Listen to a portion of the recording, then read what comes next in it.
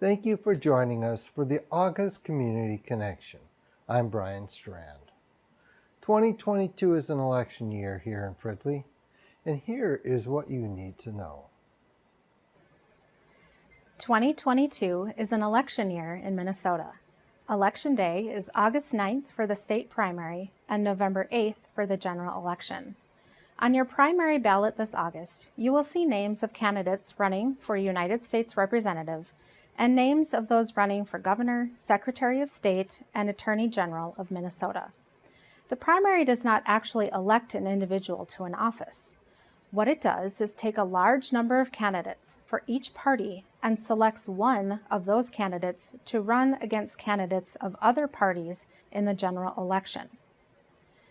On your ballot in November, you will see candidates for several city council seats. Wards 1, 2, and 3 are up for re-election this year. These are the candidates who filed for office and will be on your ballot in November. The term for these council seats begins January 2023 and ends in December 2026. If you are unable to vote on Election Day, you have a few different ways you can cast your ballot early. Going on right now, Fridley residents can visit City Hall to vote. Voting is available Monday through Friday, 8 to 4:30. You can also vote at the Anoka County Government Center or request a ballot be mailed to your home by visiting the link you see here. You may have seen information from the city regarding redistricting. Every 10 years after the federal census, cities are required to analyze their election boundaries to ensure equal representation. In Fridley, redistricting resulted in a few changes to its precinct boundaries. This means some residents of Fridley will have a different polling location on Election Day. If this applies to you, you will receive a green postcard from Anoka County informing you of your new polling location. The city is doing a second postcard mailing to residents with a polling location change. Minnesota voters can always visit mnvotes.org or call 877-600-VOTE to check their polling location. We look forward to seeing you here at City Hall to vote early or on Election Day. Polls open at 7 a.m. and close at 8 p.m. Any questions about elections may be directed to me, your city clerk, by emailing cityclerk@fridleymn.gov or calling 763-572-3523. Fridley's Park System Improvement Program is moving along nicely. The next step involves you, the residents. Hi, I'm Mike Merrick, Community Services Director for the City of Fridley. For the past several years, we've been working hard to engage residents in our Park System Improvement Plan. This is a systematic approach to improving all of the parks in the City of Fridley. We're at the point now where we've funded $30 million in park improvements. This was done with the help of several resident task force groups who made recommendations to our City Council to issue tax abatement bonds to fund these $30 million in improvements. The projects will start in 2023 and will be beginning with 4 parks in Fridley. One of our community parks, our larger parks, Moore Lake, will be done in 2023, as well as 3 of our neighborhood parks, Skyline, Ed Wilms, and Creekview. To get started, we're going to be having some events to connect with our residents to get some feedback on the park plans and in particular the play equipment that will go into these parks. We'll be sending some project teams out on the evening of August 16th, which is a Tuesday. Those teams will be in Ed Wilms, Creekview, and Skyline parks from 6 to 7 p.m. And we'll have some boards showing different concepts for the play equipment. We want people to come out from those neighborhoods and have some conversations with us on what you'd like to see in the park and with the play structures that will be put in. In addition, we're inviting everybody from across the City of Fridley to attend an event the morning of Saturday, September 10th. And that will be out at Moore Lake Park. And again, we'll have some project boards showing different concepts for the play equipment that will be there. We'll also be sharing some updates on other exciting improvements that will be happening in all of these parks. At Moore Lake, we're also planning a community building that will have some rentable space and will be available for community rentals as well as our own City of Fridley events. So we'll have some exciting updates there as well as some options for the play equipment. So we hope everyone can join us to help shape the future of Fridley's parks. Thank you. Hey everyone, my name is Nico Wallet. I am a school resource officer for the City of Fridley Police Department as well as the Fridley Public School District. Believe it or not, the return of school is right around the corner, so we wanted to reach out and go through a couple safety tips to make sure that all of our learners as well as you are safe for the 22-23 school year. Keep in mind that we are going to have an influx of buses picking up and dropping off in the City of Fridley. When a bus is stopped with its yellow arm extended and its stop sign out, you are required to stop for that bus and make sure that all of the kids that are walking across the street can do so safely.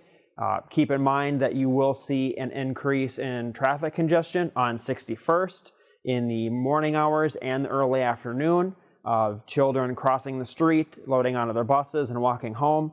Please be mindful of the speed limits and please be mindful of the crosswalks so that we can all ensure our learners have a great school year. Thank you again. Have a great day. The Fridley Embers closed on March 30th of 2021. Did you know Embers was a Minnesota company? Did you know when the Fridley Embers closed, it was the last Embers restaurant? Visit the Fridley History Center to remember the Embers. Hi, I'm Mark Bonestill. Welcome to the Fridley History Center. We're excited about two new displays we have in the basement of the museum. Our first new display is Remember the Embers. Back in March of 2021, longtime Fridley restaurant Embers went out of business. Joe Rickenbach decided to retire and he sold the property to Bank of America. When the business went under, Joe offered us one of the booths from the business as well as the awning and several signs from inside the business. So we put those together and made a display here in the museum. Among some of the items that Embers donated to the museum were dinerware, glasses, sundae containers, child seats. We also got some of the bathroom signs, the dining room signs from Embers, the Welcome to Ricky's Embers sign, which was right inside the door.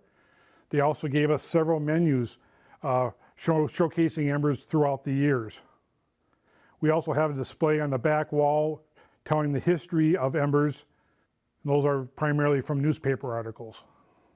And the colored Ricky sign was on the steps leading to the downstairs area of the restaurant where the bathrooms were located.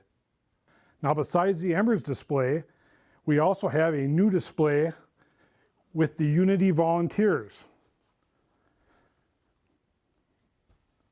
The Unity Volunteers donated probably about a dozen boxes full of old news articles, photos, event logs of the things that they did for the community and for Unity Hospital over the years.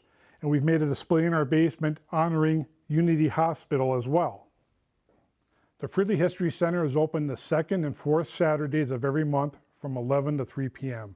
We're located at 611 Mississippi Street in beautiful downtown Fridley. We really look forward to seeing you here at our museum. And remember, it's free of charge. The City Code is Fridley's local law. Right now, the City Code is going through an overhaul called recodification. Your city code is a collection of ordinances or local laws adopted by the City Council. The code can be read online by going to the website you see here. The City Code establishes local laws within the city for residents, businesses, and visitors to help ensure the health, safety, and prosperity of all who live, work, and visit Fridley. A complete review and update of the Fridley City Code is underway through a process known as recodification, which involves the Fridley City Council, the City Attorney, and a wide array of staff who work together to suggest updates. The process will begin through an inventory of the code analysis of every chapter to ensure compliance with the city charter and state and federal laws. The city charter requires the city to recodify its ordinances every 10 years. Through this process, the city will work to make the code more accessible to the public, modernize it to capitalize on best practices, and rewrite the code in a way that is easy to understand. The code will be reorganized into 9 titles. In August of last year, staff began working on the first title, Administration. That title includes chapters that establish the legal authority of the code and who is authorized to enforce the code. Title I was approved by the Council in March of this year. In April, staff began working on Title II, which includes chapters that create rules for how the city will conduct some of its business. Title II was approved by the Council in July. At this time, staff are busy working on Title III, Health, Safety, and Welfare. Staff from all departments at the city are reviewing chapters that deal with things affecting the well-being of residents, such as controlled substances, firearms, and animal control. For more information on the recodification project, the city has created a webpage at the link you see here. This page contains all supporting documents for the project. Any suggestions on the project may be directed to me, your city clerk, by emailing cityclerk@fridleymn.gov or calling 763-572-3523. Do you have electronics, appliances, or other bulky items to recycle? Join us for one of our bi-monthly recycling drop-off and paper shredding events at Recycle Technologies, Inc., formerly known as Greenlights Recycling, located at 1525 99th Lane in Blaine. At each event, we accept appliances, electronics, TVs, fluorescent lights, batteries, scrap metal, tires, mattresses, bicycles, electronic media such as VHS tapes, CDs, and cassettes, and more for recycling at free and reduced pricing. We also accept up to 4 bags or boxes of paper for free on-the-spot paper shredding. If you're looking to get rid of a working refrigerator or freezer, consider recycling it through Xcel Energy. Xcel Energy offers in-home refrigerator and freezer pickups for free, and they'll even give you $30 to $50 back. You can learn more about the refrigerator recycling program at xcelenergy.com/fridge or call 1-800-599-5795. Our drop-off events are open to all Fridley residents. Please bring a proof of residence such as an ID, driver's license, or piece of mail. Cash or check is accepted. For a full list of acceptable items, pricing, and available discounts, please visit fridleymn.gov/drop-off or call 763-572-3594. 8 seconds, one fatal distraction. That's all it took for one Minnesota driver to destroy the lives of many by looking at his cell phone.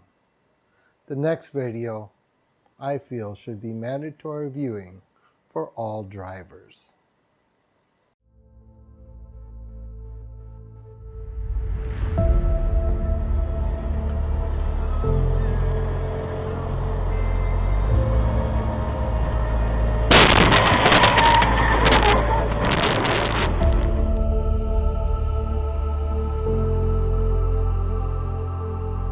I play that moment in my head multiple times a day.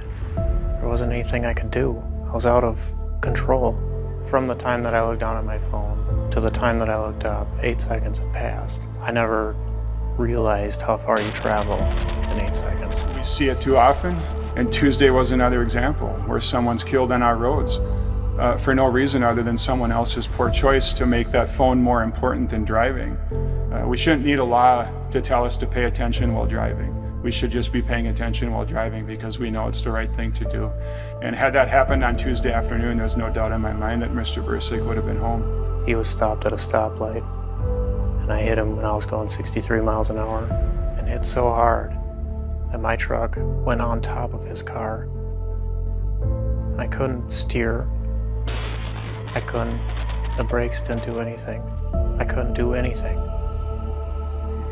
I've heard the reports that the fire department took hours to get him extracted from the vehicle. That is a haunting image in my mind that I think about all the time. We'll never get to see our dad again. And it's all because of the 8 seconds that Sam decided to look at his phone.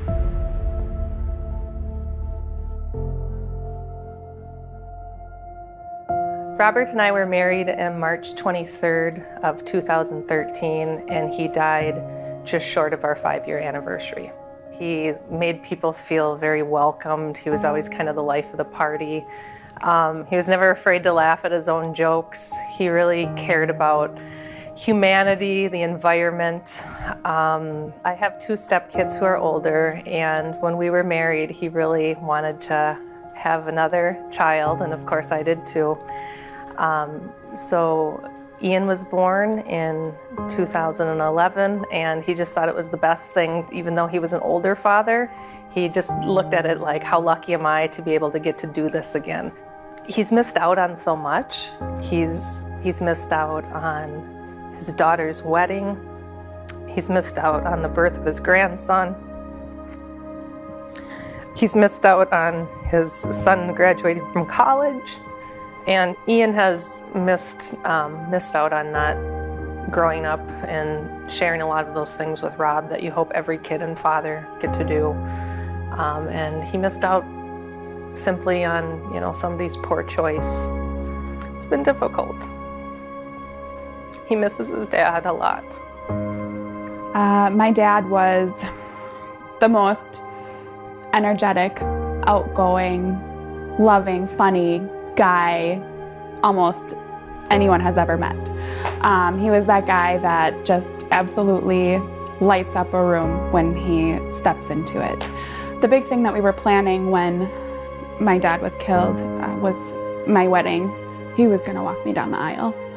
So my uncle Paul, my dad's brother, had to walk me down the aisle because my dad wasn't there.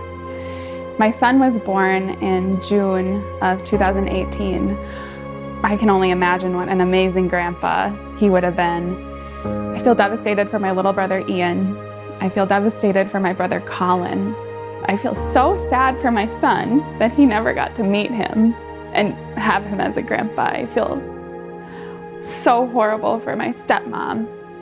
It's just so hard to think about the fact that he doesn't get to be here for the world and continue making an impact.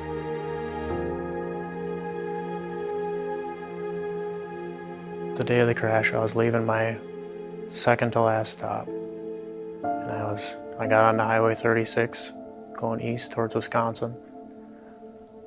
And meanwhile, while I was driving, I got a message about a house that my girlfriend at the time was looking at. And I pulled out my phone to look at it, to see what she was talking about. I thought it would be fine. I thought nothing will happen. During those 8 seconds, the time went by so fast. I traveled a lot farther than I ever thought I would have. I looked up just before I hit the vehicle, and my truck went right on top of his car that he had and pushed him all the way through the intersection. And I got out of the truck as fast as I could, and I ran back to the car. By then it sank in fully that it was too late. When I found out about Rob's passing, we were actually going through a very difficult time. My son was in Children's Hospital, and he had a bad eye infection. He was getting treated for that, and a nurse came into the room, and she had just a grave look on her face. And then a state trooper came over to me and sat me down in a chair and told me the news. And I remember, maybe about 20 seconds of just numb, staring at him, and then having to go into the next room and tell my son that his father was killed in an accident. He immediately started crying, and the first thing he asked me is, will I be able to get a new dad? And that was devastating. When I think about Mr. Bursick, I think about his family. I think about him being a dad. I think about him being a professor. I think about his greenhouse that he had, which was his business. I think about his kids. You definitely don't want to be that person that takes somebody else's life. You don't want to go to jail over it. You don't want to hurt your own family and their family. At the time of the crash, I was a single dad raising a young son and a young daughter. Over the time I've been in jail, my children have missed out on me being there for Christmas, for Thanksgiving, for their Christmas concert. And they've just missed out on me being there every day as I was before.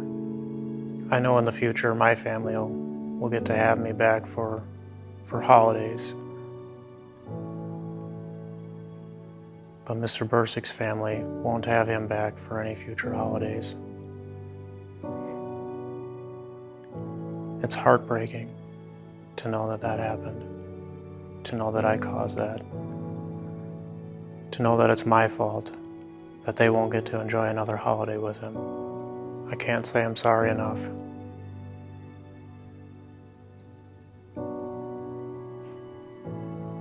I can't tell you how bad I feel knowing that you have to grow up without your father. I wish I could take it all back. I wish I could change the events. Getting one text and checking one Zillow link led to an entire life of regret, remorse, sadness, heartbreak. I don't think drivers realize how long they're actually looking at their phone, not paying attention to the road. It doesn't matter who you are. It doesn't matter if you wear a suit and tie. It doesn't matter if you wear jeans and boots. It doesn't matter what you do for a job. This can happen to anybody.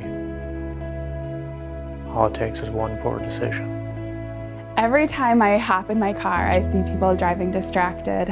And I mean, I just want to stop the person and shake them and tell them, do you have any idea what you're doing right now did to my family? Do you have any idea what that did to my family and what you could do to someone else's? Hey, Jace. Ian's doing well, responding nicely to the antibiotics. My dad left me a voicemail updating me on my brother Ian's condition at Children's Hospital the day that the crash happened. So just wanted to let you know, if you're having a good day, I'll talk to you later. Love you, bye. You know, I mean, we have the memories, yes, but we'll never get to see our dad again. And it's all because of the 8 seconds that Sam decided to look at his phone.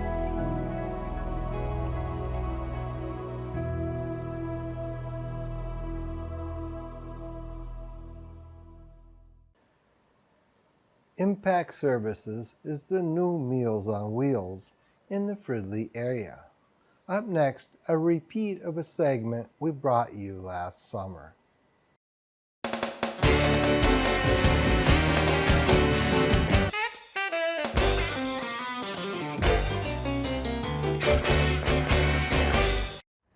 Hello, I'm Steve Griffiths. I'm the Executive Director for Impact Services, and I just want to let the community know that starting on June 1st of this past year, we merged with the Southern Anoka County Meals on Wheels program, and we have started serving the city of Fridley as well as Columbia Heights, Hilltop, and Spring Lake Park. We're excited to be able to do this. The reality is that people who have gotten meals from us will see the exact same service. Meals are still coming from Mercy's Hospital Unity campus. But our big need right now actually is for volunteer drivers. We, just after COVID, or now that COVID has started to recede a little bit, we've moved back to delivering 5 days a week, and we have a lot of routes that we need to cover. We have about 12 different routes throughout the southern part of Anoka County that we're looking for drivers Monday through Friday, starting at 11 o'clock. It takes about anywhere between an hour to an hour and a half potentially for you to drive those meals. We have people who start at 11 o'clock and are usually done at about 12 or 12:15. We have a second shift that comes in at about 11:30 and drives from about 11:30 until 12:45 at the very latest. This is a great opportunity for you if you're a stay-at-home parent who maybe wants to get your kids involved in something during the day so they can see what volunteering is all about and helping their neighbors out. Our neighbors who receive meals, especially our seniors, love to see kids. So if you're a stay-at-home parent and you've got kids at home as well, please, we would love to have you come and join us. Perhaps you're a recently retiree as well and are looking for something to do to fill your day. We would love to have you come and join us as well, whether it's delivering once or once a month or once a week, whatever fits your schedule and your passion. We would love to have you come and do it. Like I said, it's very simple. You come to Unity Hospital, you pick up the meals, you'll get a route sheet that has a map on how to get to all the different houses. All the meals are labeled so that you know exactly where you're going, who you're giving what to. You go, you knock on the door, you talk with the person very quickly to see if they're doing all right. If they have any concerns, you let our staff know about that, and we let their emergency contact know so that we can take care of that and make sure that their well-being is being taken care of in the long run as well. Like I said, we deliver Monday through Friday during the noon hour. If you're interested, we would love to have you join us. Our phone number is 763-236-8718. Again, that's 763-236-8718. You can also find more information on our website, which is www.impactservicesmn, as in Minnesota.org. Again, it's www.impactservicesmn.org. Again, we're excited to be here in the city of Fridley helping our friends out and our neighbors out. We would love to have neighbors come and join us delivering meals so that we can make sure that all of our neighbors in need here in the fall, moving into the winter, and obviously again next summer, have a reliable neighbor who they know cares about them and is coming and knocking on their door, delivering a hot meal, and making sure that they're doing well every day. Thanks, and again, if you have any other questions or if you're interested in needing meals, again, just give us a phone call, 763-236-8718. That's it for this month's Community Connection. Be sure to subscribe to email updates and follow the City of Fridley on Facebook, Nextdoor, Instagram, LinkedIn, and Twitter. I'm Brian Strand, and thank you for watching Fridley Municipal Television.